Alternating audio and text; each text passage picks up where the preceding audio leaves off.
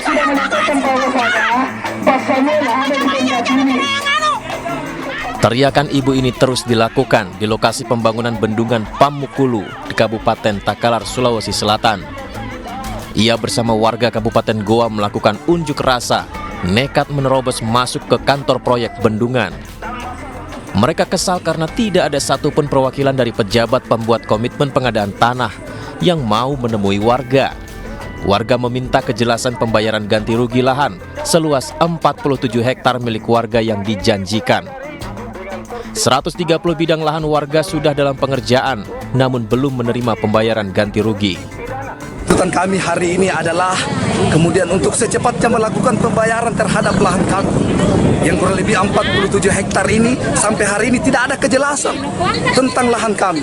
Kemudian yang kedua adalah memberhentikan segala bentuk pekerjaan yang berada di bendungan Pamukulu ini, apapun itu bentuknya.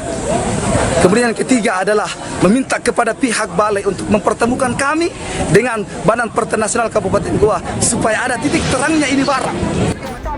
Proyek pembangunan bendungan yang merupakan proyek nasional ini rencananya akan difungsikan untuk meningkatkan suplai air bagi lahan pertanian di Provinsi Sulawesi Selatan. Namun sayang, banyak pemilik tanah yang mengaku belum menerima pembayaran ganti rugi. Pemirsa, Presiden Joko Widodo mengajak artis dan influencer berkeliling melihat pembangunan Ibu Kota Nusantara di Kalimantan Timur.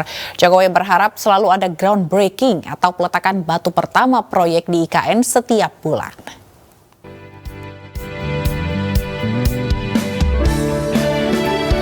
Presiden Joko Widodo dan sejumlah Menteri Kabinet Indonesia Maju menghadiri malam apresiasi Nusantara di IKN Kabupaten Penajam Pasir Utara, Kalimantan Timur.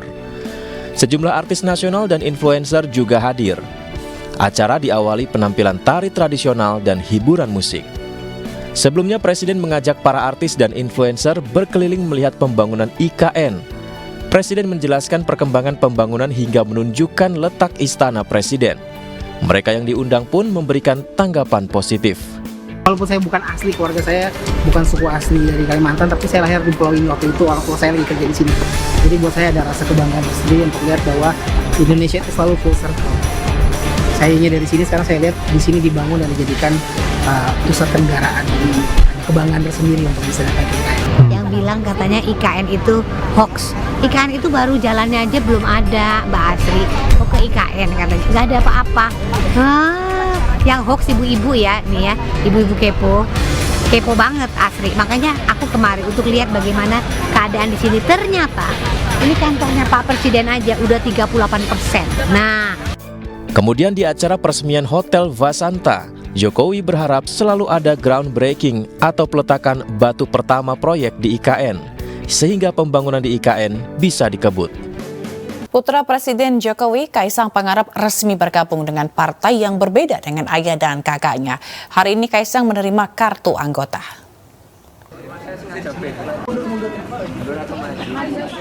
Solidaritas Indonesia dan telah menerima kartu tanda anggota di rumahnya, Kelurahan Sumber, Solo, Jawa Tengah, Sabtu pagi. Pilihan partai Kaisang berbeda dengan ayah dan kakaknya. Kaisang belakangan memang kerap dipromosikan untuk diusung menjadi wali kota Depok, walau Presiden Jokowi membantahnya. Sementara Presiden Jokowi tidak mempermasalahkan keputusan Kaisang karena menjadi tanggung jawab pribadi. Semua rekan media ada yang friendship card, kartu persahabatan, ini KTA-nya PS. Terima kasih. Sukses Mas Kaisang. Pemerintah berencana melarang platform TikTok menjalankan e-commerce bersamaan dengan media sosial. Larangan itu untuk mencegah monopoli perdagangan dan melindungi pedagang UMKM. Ambil aja mana aja yang kalian suka ya, langsung aja. Perkembangan teknologi memudahkan penggunanya, perlahan platform media sosial melebarkan sayapnya dan memfasilitasi transaksi jual beli dalam satu aplikasi. Salah satunya media sosial TikTok yang merambah dunia e-commerce. Pedagang pun dibuat kewalahan. Pemerintah melalui Kementerian Perdagangan berencana melarang platform TikTok untuk menjalankan bisnis media sosial bersamaan dengan e-commerce. Praktik penggabungan bisnis ini berpeluang menciptakan monopoli perdagangan. Pedagang UMKM akan kesulitan untuk bersaing lantaran harga yang ditawarkan di e-commerce jauh di bawah harga pasar. Yang bikin pedagang-pedagang di online ini mati atau pedagang-pedagang di offline ini mati gitu ya, karena harganya yang di online ini kan benar-benar murah ya, di bawah harga pasar gitu. Jadi customer berubah. Nah menurut saya Mbak, sebenarnya solusinya adalah memang perlu direvisi, kalau nggak salah udah ada tuh kebijakannya ya, peraturan Menteri Perdagangan gitu ya, Permendak 50 tahun 2020 tentang perdagangan melalui sistem elektronik. Nah sebenarnya ini yang perlu disempurnakan menurut saya. Undang-undangnya udah ada, cuma mungkin belum, masih ada celahnya gitu. Celahnya adalah menurut saya masih banyak pedagang-pedagang di luar negeri yang barangnya itu masuk tanpa melalui bea, tanpa melalui bea masuk. Gitu. Nggak kena bea, nggak kena pajak, masuk aja gitu. Dan menurut saya itu jelas-jelas berpikat ya. Saya sih sebenarnya solusinya bukan menolak, tapi regulasinya yang dilengkapi. Gitu. Tak sedikit pedagang UMKM yang mencoba peruntungan dengan berjualan di platform TikTok. Inilah, India pun berani menolak TikTok misalnya, kenapa kita enggak? Gitu, Amerika juga melarang TikTok misalnya untuk, jualannya boleh, tapi nggak boleh disatukan dengan media sosial. Nah di kita media sosial, dia juga jualan.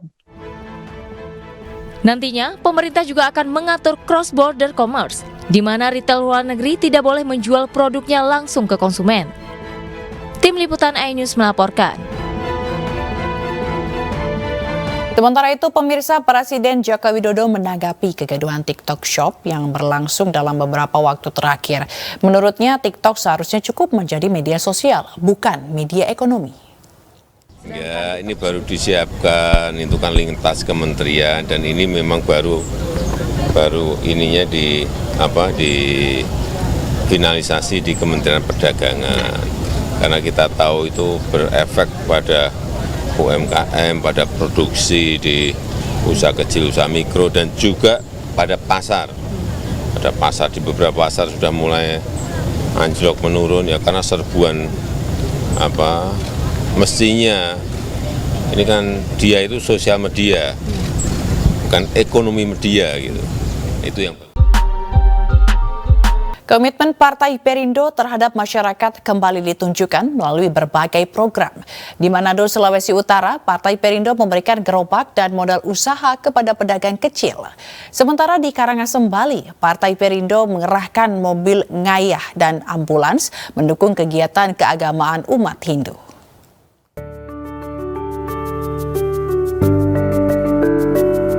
DPW Partai Perindo Sulawesi Utara bersama DPD Partai Perindo Kota Manado memberikan bantuan gerobak dan modal usaha kepada Bobby Lucas, seorang pedagang kecil di Kota Manado. Gerobak baru ini diharapkan dapat meningkatkan penghasilan para pedagang kecil sehingga mampu mengangkat perekonomian keluarga. Peduli sama saya sampai dapat membantu saya untuk dapat roda baru. Yang kalau bapak-bapak lihat roda saya sudah pada ambruk. Ke depan pastinya akan ada lebih lagi untuk bantuan-bantuan termasuk untuk UMKM. Harapannya yang ada di Kota Manado ini bahwa Partai Perindo bisa memberikan dampak bagi masyarakat. Sementara itu, pengurus DPW Partai Perindo Bali ikut berpartisipasi dalam upacara Segara Kerti, Pura Luhur Puncak Sari Bukit Cemeng, di Pantai Mimba, Desa Padang Bayi, Kabupaten Karangasem. Partai Perindo mengerahkan mobil ngayah dan ambulans dalam upacara yang diperingati setiap 200 tahun sekali itu. Untuk memberikan dukungan, mengantarkan sarana-prasarana upacara dan termasuk ambulan juga untuk mengantisipasi. Ini adalah kegiatan terbesar sepanjang sejarah yang diketahui oleh para tetua-tetua kami yang sebelumnya belum pernah menyelenggarakan acara sebesar ini.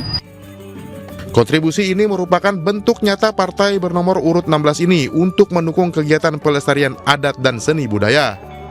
Tim Liputan iNews melaporkan. Pemirsa, gelaran M-Block Design Week 2023 yang bertema Adaptif Reuse atau Adaptif Daur Rupa dibanjiri pengunjung. M-Block Design Week digelar mulai dari tanggal 23 September hingga 8 Oktober 2023. Gelaran M-Block Design Week 2023 dibanjiri pengunjung.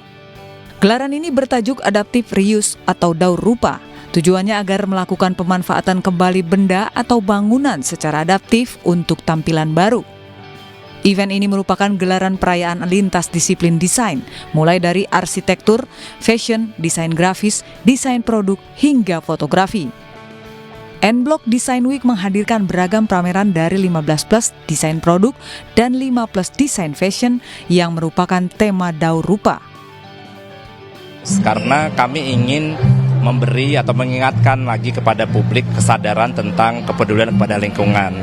Adaptive reuse itu kan pengertiannya adalah memanfaatkan barang lama atau sesuatu atau bahkan bangunan seperti di M-Block ini untuk dipakai lagi menjadi sesuatu yang baru.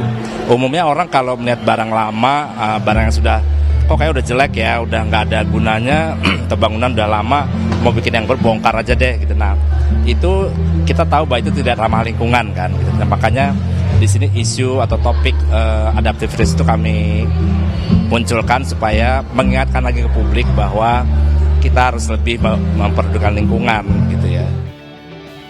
Hadirnya M-Block Design Week ini disambut hangat pengunjung, bahkan pengunjung sengaja datang untuk mencari inspirasi. Oke, jadi penasaran banget sih Mbak, soalnya kan biasanya itu di Indonesia itu kayak lifestyle sustainable itu kayak luas banget dan kayak eksekusinya apa sih sebenarnya, terus kayak pengen cari-cari nih kira-kira ide segarnya apa aja, apalagi kan kayak ini ranah kreatif gitu ya, pasti banyak banget bahan-bahan material yang dieksplor gitu sih. Kalau dari saya topik yang diangkat menarik sih, kayak maksudnya pengolahan limbah, dan maksudnya kalau saya lihat proyek yang tadi itu ada kursi yang dibikin dari limbah kain dan menurut saya kayak oke, itu keren gitu loh. Event ini mengajak beberapa kolaborator yang memiliki karya daur rupa seperti pengolahan pakaian bekas layak pakai, ragam bentuk daur ulang bangunan, aneka aksesoris dari bekas limbah. Tak hanya itu, pengunjung juga bisa mengikuti bincang kreatif dan workshop. M-Block Design Week berlokasi di Jalan Panglima Polim, Jakarta Selatan, hadir hingga 8 Oktober 2023 dan dibuka mulai pukul 9 pagi hingga pukul 10 malam. Dari Jakarta, Aulina Iyasya, Wildan Aulia, iNews melaporkan. Nah, pemirsa, Anda penggemar science fiction? Nah, tempat satu ini mungkin bisa Anda kunjungi. Bertempat di Yogyakarta, Fufok Museum menjadi sejarah dan perkembangan science fiction. Berikut informasinya.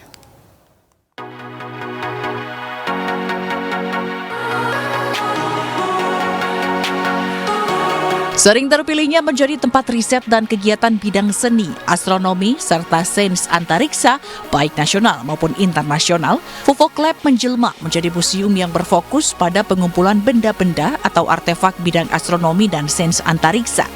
Pada 2024 nanti, Fufok Lab terpilih menjadi special host untuk tempat riset dan pembelajaran tingkat internasional di bidang seni dan teknologi yang sejajar dengan sejumlah tempat terpilih di Austria, Prancis, Belgia, Jerman, dan sejumlah negara lain.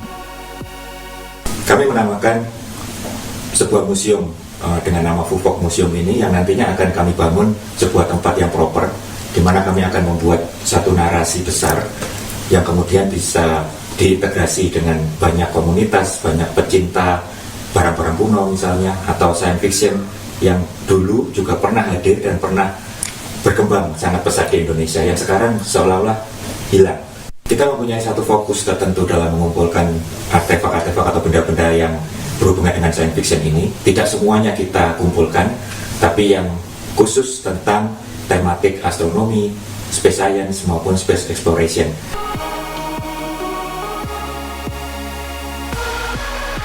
Fokus pada sejarah dan perkembangan science fiction di Indonesia, Venza Chris ingin membuat museum ini lebih layak ke depannya supaya bisa diakses masyarakat secara lebih luas.